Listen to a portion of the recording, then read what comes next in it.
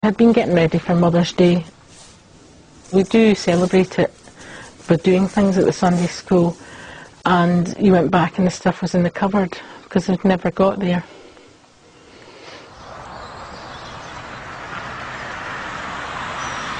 Nine days after the killings, the children of Dunblane went back to school. What was really important, actually, that I felt, I think we all felt, that that bastard wasn't going to get us down. He wasn't going to get us as well. It was a hugely powerful feeling that recovery was really important because he'd taken enough lives and ruined them. He wasn't going to take ours as well. At the start of the day that you went back, it was in your mind, could it happen again?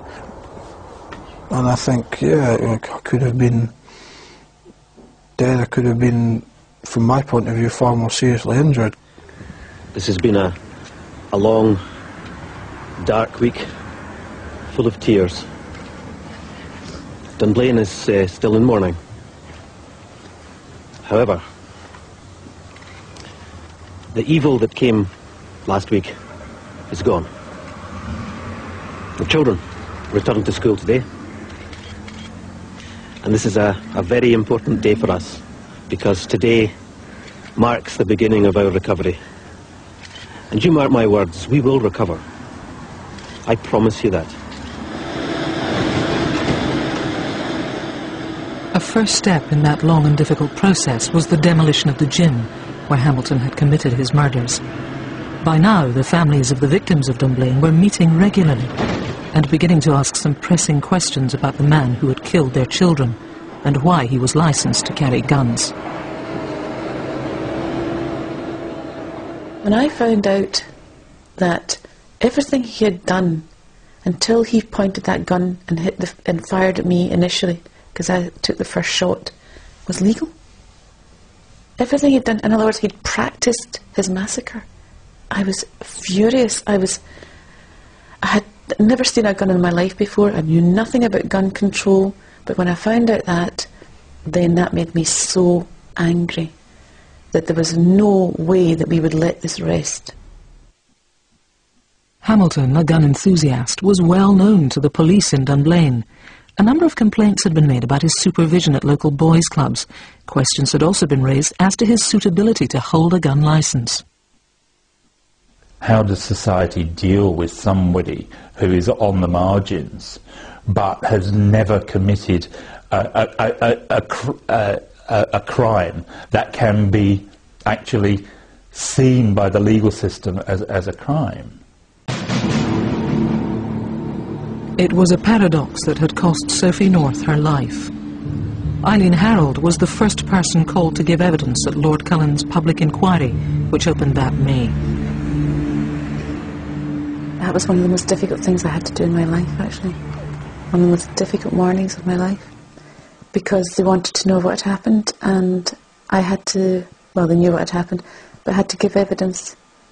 And I tried to give it in such a way that there was no more hurt. They didn't get any more hurt than they already were. And it was a very difficult morning. At the time, I was probably glad that it was going to happen sooner than later. I have changed my mind on that. I think it happened far too quickly. We didn't have time to appreciate the evidence that was going to be presented. And it was done at a time when we were all extremely raw.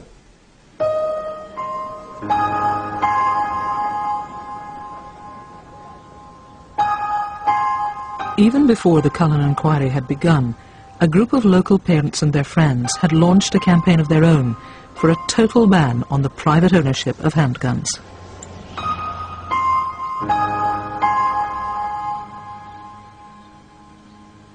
The Snowdrop campaign, of course, was named after the only flower out that morning. That time in March was the snowdrop, and it's such a delicate flower. It was a perfect name for this campaign, symbolic of the children, you know, fragile, helpless. And that was started very quickly afterwards with that simple aim of banning all handguns. By July, over 700,000 signatures had been raised, and a group of us, Snowdrop campaigners and families, took the petition to Parliament and were able to meet a number of senior politicians at that time. School security was tightened, but Lord Cullen's limited recommendations on gun control disappointed the Snowdrop campaigners. I did have a role to play, whether I liked it or not, because I was a class teacher at that time, and I had to take my place in this campaign. And we weren't going to rest until that situation was changed, and nothing like this could ever happen again. The deaths of their children had turned the parents and their fellow campaigners of Dunblane into a potent political force. His earmuffs served a dual purpose: to lessen the noise of gunshot, but also to block out a noise he would not have been used to on the target range: the screams of terrified infants. 17 dead, 14 injured, and 1 child who stood and watched it all. Within 24 months they had achieved their objective, some of the tightest legislation on handguns in the world.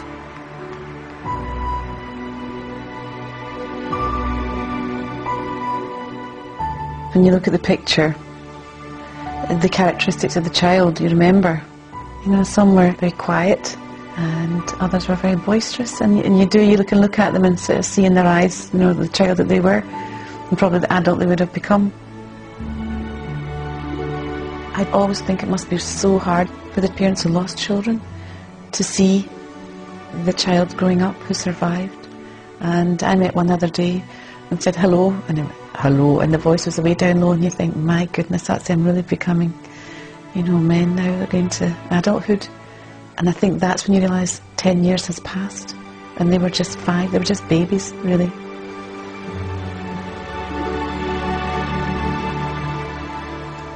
What I'll be doing on that day is exactly what I've done really for every other anniversary, you know, the same pattern.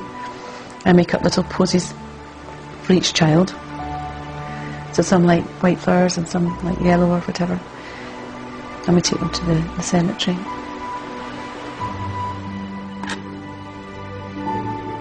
The anniversary is a very poignant time, very sad time. Time to remember and reflect.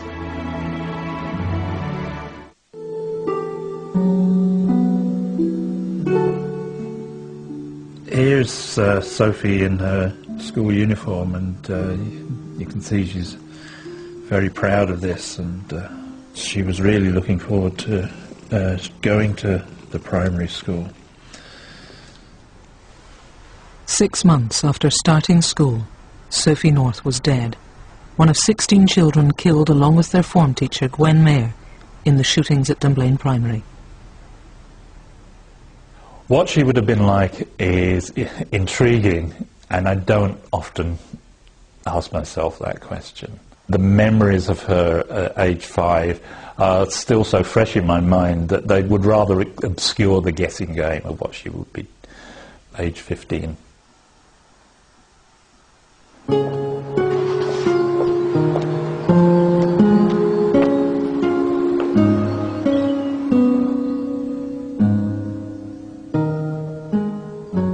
The theme of the window is out of darkness and into light.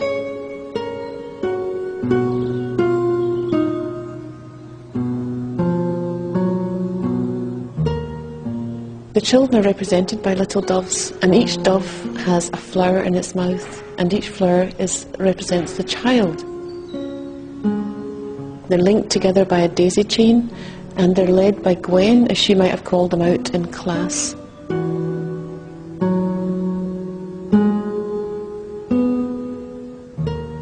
The snowflakes are symbols of the children and the teachers who were injured in the gym, and as they fall to the ground, the symbol of the tragedy, which is the snowdrop, begins to grow.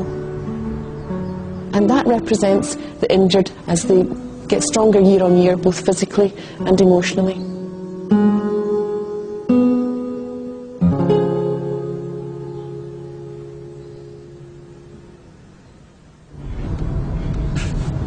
Eileen Harold was shot 4 times.